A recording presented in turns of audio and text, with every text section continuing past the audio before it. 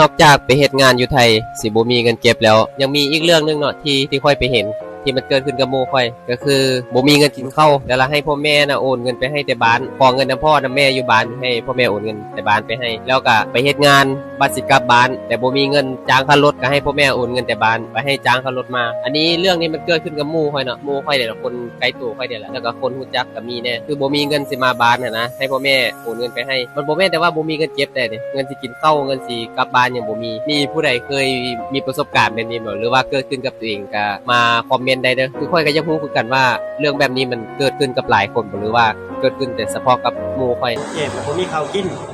ผมมีเงินใช้แม่นหนีซะจากประเทศไทยโอ้มันจะไปอยู่ไสแล้วบัดนี้หนีไปอยู่บ้านเกิดเมืองเกิดเจ้าของพุ่นแล้วบ่ต้องมาเยียมประเทศไทยมาแล้วเฮ็ดให้ประเทศไทยเสียชื่อเสียงหรือว่าเฮ็ดให้คนลาว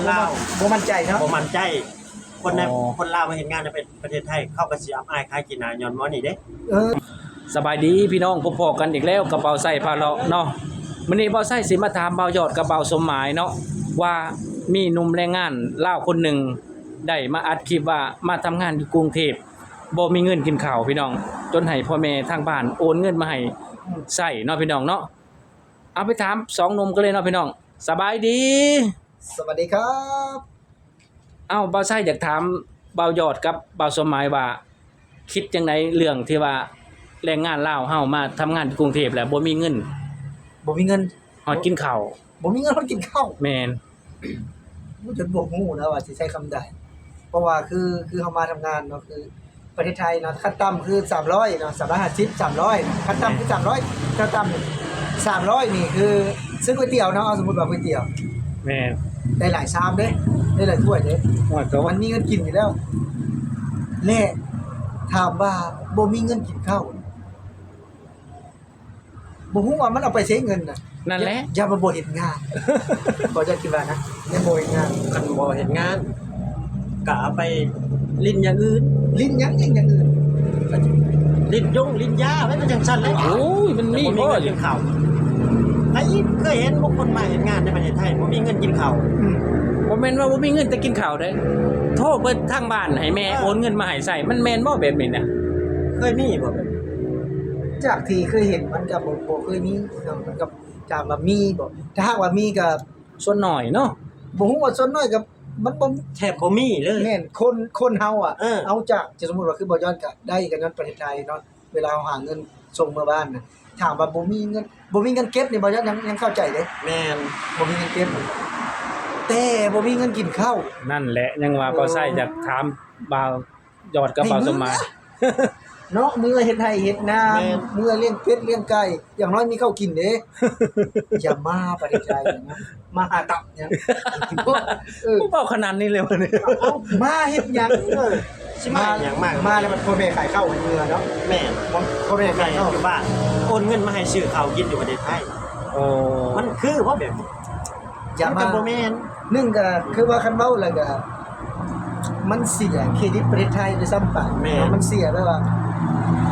หลายคนน่ะบ่สมัยกันมีเงินสร้างบ้านมีเงินซื้อรถเงินประเทศไทยก็บ่สมัยนะ แม่น มีข้าวกินบ่บ่สมัยอยู่ประเทศไทยนี่ มี อ้าว ยันมาเป็นหมู่บ่นั้นบ่มีข้าวกิน บ่ได้ข่อยมาอยู่ประเทศไทยเนี่ยบ่ข่อยอยู่น่ะข้าวก็ฟรีน้ำก็ฟรีห้องก็ฟรี รถใช้ก็ฟรี อ๋อตัวจะคือ โรงงานเติมน้ำมันให้พร้อมที่บ่ข่อยอยู่น่ะ อยู่แถวใดล่ะหม่องเจ้าอยู่น่ะบ่สมหมายคือดีแท้เจ้านายเจ้าน่ะ อยู่ถนนศรีนครินทร์ที่นี่ โอ้ ถือว่าบ่สมัยนี้พันธงว่าอยู่ประเทศไทยนี่มีอยู่มีกินเนาะ พันธงเลยพันธ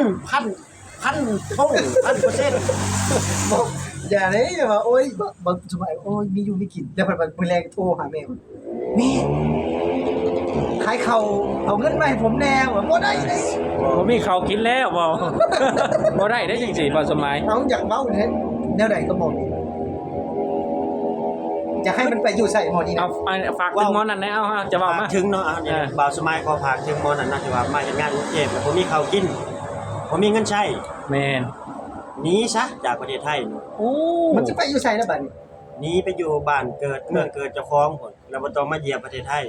มาแล้วเฮ็ดให้ประเทศไทยเสียชื่อเสียงหรือว่าเฮ็ดให้ คนลาวบ่มั่นใจเนาะ บ่มั่นใจ ค คนใน อ๋อ คนลาวมาเฮ็ดงานในประเทศไทยเขาก็สิอับอายขายกินหน้าย้อนหมอนี่เด้ เออ ว่า บ่มีเงินกินข้าวบ่มีเงินใช้ค่อยว่ารับถ้าเฮ็ดงานในประเทศไทยน่ะเจ้านายต้องจ่ายเงินอยู่แล้ว โอ้ เท่าแก่ต้องจ่าย แต่เราเอาเงินส่วนนั้นไปเฮ็ดหยัง นั่นแหละพี่ ไป น้อง เล่นแนวบ่ดีบ่ไปเสพยาบ่ไปเที่ยวบ่กินเหล้ากินเบียร์บ่ อืม แบบนั้น คืออยู่ในประเทศไทยเพิ่นก็จ่ายอยู่แล้วเนาะถ้าว่ามีเงินเก็บนี่หรือว่าบ่มีเงินเก็บเนาะมันก็บ่ได้แม่นเรื่องแปลกในประเทศไทยก็เป็นประเทศที่เจริญ แม่น เป็นประเทศที่เจริญแล้วเป็นประเทศที่พัฒนาแล้ว มันมีขนมหรือว่ามีสิ่งของที่ให้ซื้อมากมายนะบ่ว่าจะเป็นของออนไลน์อย่างถ้าเฮาบ่ประหยัดก็จะบ่ได้นะอันนี้ก็ยอดเข้าใจนะแต่บ่มีเงินซื้อข้าวเดี๋ยวสิมาหาสิเตะจังบ่มีเงินซื้อข้าว มาเข้าใจอยู่มาแล้วนะให้มือซะมันบ่มีเงินซื้อข้าวเด้อซะ จะสิมาอยู่ไอ้หยัง โทรหาแม่อีแม่ขายข้าวให้ค่อยขายข้าวมาโอนเงินให้ค่อยแน่ อ้ายบ่แบบนี้ ฮะ คนลาวมาเห็นแบบนี้มาออกมาเว้าแบบนี้นะคนเฮามาขายแรงงานมาขายแรงงานอยู่ในประเทศไทยเฮาก็อายได้แบบนี้ แม่เขาก็ประเทศลาวมันหมอนี่อยู่เมืองหยังแพงหยังแบบนี้ มาเฮ็ดงาน คือบ่มีเงินซื้อข้าวกิน แล้วเงินส่วนนั้นเอาไปเฮ็ดหยังคันเจ้าบ่มีงานอีหลีเจ้าไปหารับจ้างอยู่นำตลาดเข็นผักเข็นหยังก็ได้ละมื้อละ 3-400กิ โอ้ นข้าว เงินกินข้าวนะมันบ่ยากเงินกินข้าวน อกจากเจ้าบ่เฮ็ดงาน เจ้าขี้คร้าด บ่จะคิดว่าแบบพวกนี้แบบ หรือว่าลูกคุณหนู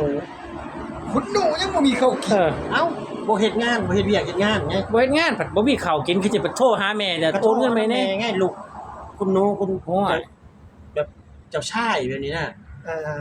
โทรเอาเงินนำแม่ให้แม่โอนมาให้กินข้าวบ่อยากเฮ็ดงานในประเทศไทยไง อืม อยากมาอยู่ซื่อๆมาเที่ยวหรือว่ามาหยังอาศัยเงินทางบ้านก็เขาก็สิรวยตัวหมดนี่เนาะ ก็แม่นอยู่ก็สมมุติว่าจะเป็นก็จะคิดแบบนั้นว่าลูกจะเป็นเป็นหยังจะคือแปลว่ามาประเทศไทยแหละบ่มีเงินกินข้าว เออ เลยทั้งเลยโทรหาแม่โอนมาให้แน่บ่มีเงินกินข้าวแล้ว เว้าง่ายๆเว้าแบบมันบ่าวยอดเว้าเลยเนาะมึงสิมาหาสิแตกอีหยัง โอ้ คันมาแบบนี้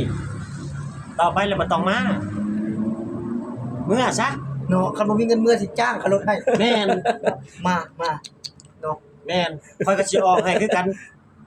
ค่ารถเมื่อฮอดนี่ฮอดบ่พอ500ถูกมั้ย เออ โอ้ย คันเจ้าสิเมื่อไอ้หลี แล้วเจ้าจะมาเฮ็ดแนวนี้ ก็คือจังซี่แหล้วผัดบ่อยากเมื่อบ่อยากอยู่กรุงเทพบัดนี้เอาสมมุติว่า อยู่มันยังพ่อแม่เนาะ บักสมองแตก อยู่กรุงเทพเพราะ เออ เออ เว้าเต็มปากได้เลย อีกอย่างหนึงก็คือว่าไปว่าลูกมนุษย์ธรรมซะ เอ้ยมาอีกแล้ว อ๋อมาอีกแล้วบ่ต้องทำนี่ คนบ่เฮ็ดไงบ่เฮ็ดเวียกเฮ็ดงานอยู่แต่ได้ทำ อยู่ไสอยู่ทำประเทศไทยมีทำ ก็มุดอยู่ในห้องเช่าหั่นแหละบ่ออกมาเฮ็ดเวียกเฮ็ดงาน เพราะบ่ลงมาว่าเงินเบิดแล้ว เออ บ่มีเงินกินข้าวแล้ว เออ ป้า พ่อนั่นปล่อยออกมาจากถ้ำแล้วมาเบิ่งความเจริญ เออ บัดนี้มาบ่มี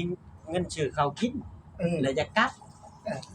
หรือว่าให้พ่อกับแม่โอนเงินมาให้ซื้อข้าวกิน อ่า สิได้โอนมาให้แล้วนั่นลูกมนุษย์ธรรมเนาะ เนาะ เป็นไผโอนมาให้เนี่ย ก็จิแม่มันแน่แม่ แม่มันนั่นแหละโอ้ เป็นไผเนี่ย ตายเนาะ แม่มนุษย์ธรรมเว้าง่ายๆนั่นน่ะ ถึงมันดังขนาดนี้คนทำ ดังแน่เนาะ อ้าวเบาใส่ใส่เบาหยอดกระเป๋าสมัยฝากถึงคนนั่นแน่พี่น้องเนาะว่ามาประเทศไทยนี่ เออ เป็นหยังคือว่ามาแล้วบ่ได้เงินและเป็นหยังคือว่าบ่มีเงินกินข้าวจังซี่นะพี่น้องเอาฝากถึงแรงงาน ที่มาทำงานในกรุงเทพแน่พี่น้องอ่ะ แล้วก็ถามว่ามีเงินเนาะคือประเทศไทยเนาะทำงานกับนายจ้างไทย บางคนก็จะได้เป็นรายวันเนาะบางคนก็15มื้อออกเดือนนึงเดือนนึงออกเดือนนึงได้ทุกคนเนาะได้ทุกคนอยู่แล้วว่าเป็นหยังทางว่าส่วนเป็นหยังก็คือพฤติกรรมส่วนตัวคือว่าฝากเตือนทุกคนว่ามันขึ้นกับพฤติกรรมส่วนตัวอยู่ประเทศไทยนายจ้างไทยจ่ายเงินเนาะเรื่องที่จะมีเงินเก็บบ่มีเงินเก็บเนาะเพิ่นบ่ได้รับรู้นำแต่ถามว่าเรื่องจ่ายเงินเพิ่นจ่ายเงินแน่นอนพี่น้องและสิ่งสำคัญเนาะถ้าหากว่าบ่มีข้าวกินนั่นคือคนบ่ได้เฮ็ดงาน ถ้าคนเฮ็ดงานแน่นอนว่าข้าวกินก็มีและทางงานร้านอาหาร บ่อึดแต่แนวกินเด้ แม่น เนาะ ๆ เพิ่นก็บ่ได้ใจดำเพิ่นก็ให้กินอยู่แล้วมีอาหารเที่ยงให้กินอยู่แล้ว แม่น เนาะได้กินข้าวอยู่แล้ว แต่ถ้าหากว่าบ่มีเงินเก็บก็ขึ้นกับส่วนตัวเนาะแต่ถ้าบ่มีข้าวกินกลับบ้านไป โอ้ฮะความคิดเห็นบ่าวยอดเนาะเอาบ่สมหมายฝากแหน่ ก็บ่าวสมัยขอฝากไปถึงเนาะว่า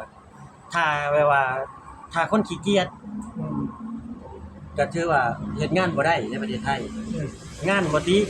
งานมีแต่คนขี้เกียจ คนสิขาดเนาะ ขี้คร้านเอาง่ายๆซะคนขี้คร้านคนบ่อยากเฮ็ดเวียกเฮ็ดงานก็บ่ต้องมาอยู่ประเทศไทยให้เมื่อซะอยู่ไสคันเฮาบ่รังเกียจงานต้องมีข้าวกินอยู่แล้ว อ๋อพี่น้องเนาะบ่าวไส้สิจบคลิปไว้เพียงส่ำนี้เนาะคลิปหน้าจึงพ้อกันใหม่เนาะกราบคำว่าสำบายดีบ่าวยอดบ่าวสมหมาย